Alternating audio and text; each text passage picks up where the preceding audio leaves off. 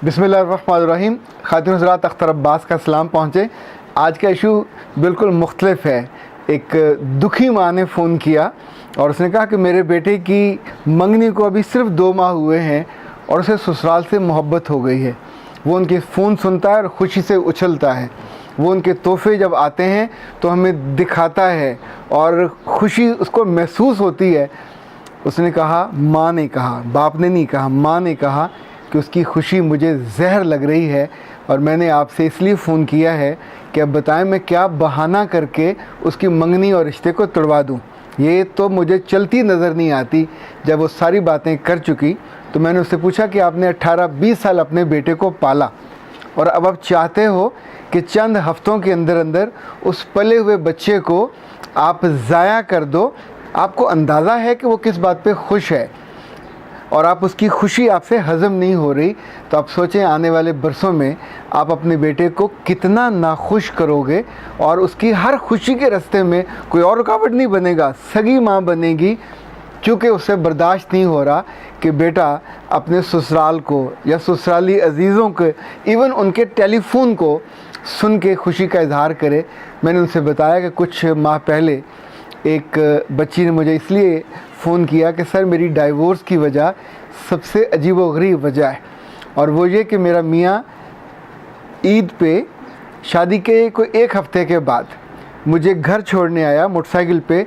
तो मेरी नंद ने देख लिया कि मुझे मोटरसाइकिल पे घर छोड़ने, उसी शहर में था। उसने जाके अपनी माँ को बताया और माँ ने घर में जो फसाद बपा किया, उस बच्चे को फिज़िकली मारा माँ ने। ज़ाहिर बच्चा आगे से हाथ उसने मार खाई माँ की। फिर उसे कमरे में बंद कर दिया। 2 दिन ही remained in the room like a कैदी। फिर उसने वहाँ से अपनी बीवी को फ़ोन किया और बीवी अपने बाप के साथ घर पहुँची तो 2 दिन से वो लड़का भूखा था।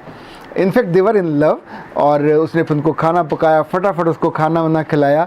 लेकिन ज़ाहिर है ये कुर्बत, ये मोहब्बत नहीं देखी जा सकती। सो देवर कंपेल्ड के डाइवोर्स हो गई। तो मैंने इस माँ से कहा कि आपने बच्चा पाला, उससे मोहब्बत की, तो अब जब उसके खुश होने के दिन आ रहे हैं और आप इस तरह सोच के उसको नाखुश करोगे तो नतीजतन ये होगा कि ये आप इन्वेस्टमेंट करोगे अपनी ज़िंदगी को नाखुश करने के। हमारे बचपन में हमें कहानी पढ़ते होते थे, नेकी कर दरिया में डाल। अब तो माएँ ऐसा करती हैं कि नाखुशी, नाउम्मीदी, नफ़रत उसको पालती हैं और फिर साथ एक अंधा कुआं होता है जिसमें डालती जाती हैं। और ये नफ़रत किसी और की नहीं होती, सगे बेटों की होती, उनसे वाबस्ता उस लड़की की जिसको अपने खुद ब्याह के लाना है, उसकी ज़िंदगी में उसको हिस्सा दिलाना है। ये क्या माइंडसेट है। जिस रसूल से सल्लल्लाहु अलैहि वसल्लम से हम बहुत मोहब्बत करते हैं, उन्होंने इन्हीं माँओं के लिए और इन्हीं बेटों के लिए ये बताया था कि हर मर्द की 2 माएँ होती हैं और 2 बाप होते हैं। एक वो माँ जो उसको पैदा करती है, एक वो बाप जो उसका ज़मीन पे लाने का बायस बनता है, और दूसरी वो माँ जिसकी बेटी उसके निकाह में आती, उसके घर में आती। खातिन हज़रात, इतनी क्लियर इंस्ट्रक्शन के बावजूद, इतनी क्लियर हिदायत के बावजूद, और यही हिदायत लड़की के लिए भी है कि उसकी भी तो 2 माएँ हैं, उसकी भी तो 2 बाप हैं।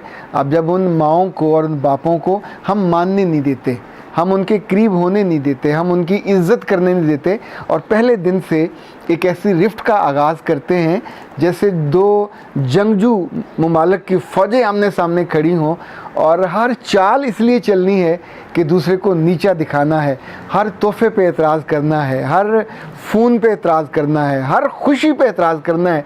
नतीजतन पूरी ज़िंदगी एक हवा निकले गुब्बारे की तरह हो जाती है, एक पिचका हुआ फुटबॉल के जिसके अंदर ना तो खुशी की हवा होती है, ना उससे खेला जा सकता है, ना उसे दौड़ाया जा सकता है। हाँ, उस पर गम ज़दा हुआ जा सकता है और ये गम कोई और नहीं देता, अपने ही घर वाले देते हैं, अपनी ही बहनें और अपनी ही माएँ।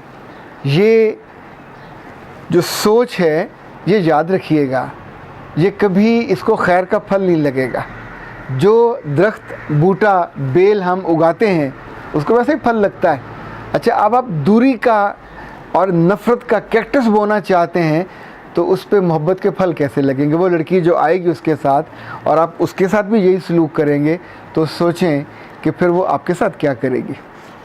आगे से बदतमीज़ी करेगी, आगे से आपके मियाँ को आपके बेटे को आपसे दूर करेगी, अलग घर का मुतालबा करेगी, अलग हो जाएगी, तो वो पूरा बेटा जो आपके पास था अब आप उससे महरूम हो जाओगे। दूसरी सूरत ये होगी कि आपको सारा घर मिलजुल के साजिशें करेगा, उस बच्ची को आइसोलेट करेंगे, उसके ख़िलाफ़ इतनी नफ़रत क्रिएट कर देंगे कि उसको घर से निकाल दिया जाए, तो आपका बेटा तो फिर अकेले का अकेला हो गया, आपका तो फिर भी नहीं होगा। अब वो ज़िंदगी का एक नया जायका चख चुका है और अंधा तो वो भी नहीं है, उसको भी ये जितने बेटे होते हैं इनको नज़र भी आता है, इनके कान भी होते हैं, इनका दिल भी होता है, ये चीज़ों को सुनते भी हैं। मेरे रब ने इनको हौसला थोड़ा ज़्यादा दिया होता है, इनके अंदर मुरव्वत और लिहाज माओं का ज़्यादा होता है, जिस वजह से बाज़ दफ़ा जो जुल्म होते देखते हैं और चुप रहते हैं। पर ये याद रखिएगा, जब ये चुप रहते हैं और जुल्म होता रहता है तो ये जुल्म वो है जो अंडे बच्चे भी देता है और ये फिर आगे से आगे चलता है। आम तौर पे ये ज़्यादती उस आरी की तरह होती है जो अपनी खुशियों पे चलती है और उस घर में सुख नहीं रहने देती। तो मेरी आपसे गुजारिश ये है कि अपने बेटों को जब खुशियाँ मिलें तो उन्हें खुश हो लेने दिया करें, उनकी खुशी पे थोड़ा सा दिल पे पत्थर रख लिया करें। आप क्यों चाहते हैं कि सारी उम्र वो आपके पल्लू से बंधे रहें? रब ने उनको मर्द बनाया है, उन्हें ज़माने में जाना है, मूव करना है, उन्हें दुनिया के साथ चलना है, दुनिया का मुकाबला करना है। आप उनको खुश नहीं होने दोगे। आपने कभी नोट किया जब घर में खाना अच्छा नहीं पकता तो लोग क्या करते हैं? क्या भूखे रहते हैं?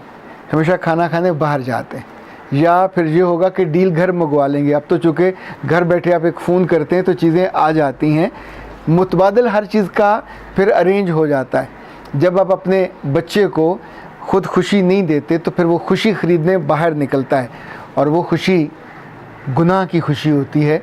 वो पैसे दे के किसी के पास जाएगा और कुछ खुश वक्ती के लिए वहाँ वक्त सर्फ करेगा और नतीजा क्या होगा कि आप उसी बच्चे को जो मासूम भी था, जो नेक भी था, जो आपसे मोहब्बत भी करता था, आपने उसकी खुशी का एक जायज़ रास्ता बंद कर दिया और उसके लिए नाजायज़ रास्ता खोल दिया। तो कसूरवार वो नहीं होगा, कसूर उस बीज को बोने वाली माँ होगी कि जिससे अपने बेटे की जायज़ खुशी। देखिए, अगर आप थोड़ा सा ये सोचें कि वो लड़की आए तो बी हैप्पी, आपके बेटे की ज़ात की एक्सटेंशन हुई है।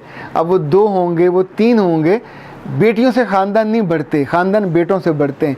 ये लड़की जो आई है ये आपके ख़ानदान को बढ़ाने का बायस होगी, ये आपको इज़्ज़त दिलाएगी, थोड़ी थोड़ी आपकी इज़्ज़त भी करेगी और आप अगर माँ जैसी बन जाओ तो आपसे मोहब्बत भी करेगी, आपको दबाएगी भी, आपके साथ बैठेगी भी। और अगर आपने उसके फ़ोन पे भी इतराज़ करना है, उसके दोनों के इकट्ठे बैठने पे भी इतराज़ करना है, अपने मियाँ के सामने बेटे को सुना सुना के उसकी बेइज्जती करनी है कि तुम उसके कमरे में क्यों गए हो, और सारा दिन आपने पहरा देना है कि दोनों आपस में मिल ना पाएँ, बात ना कर पाएँ। आप सोचें कि ये सारा आप चोर रस्तों को जगह देते हो।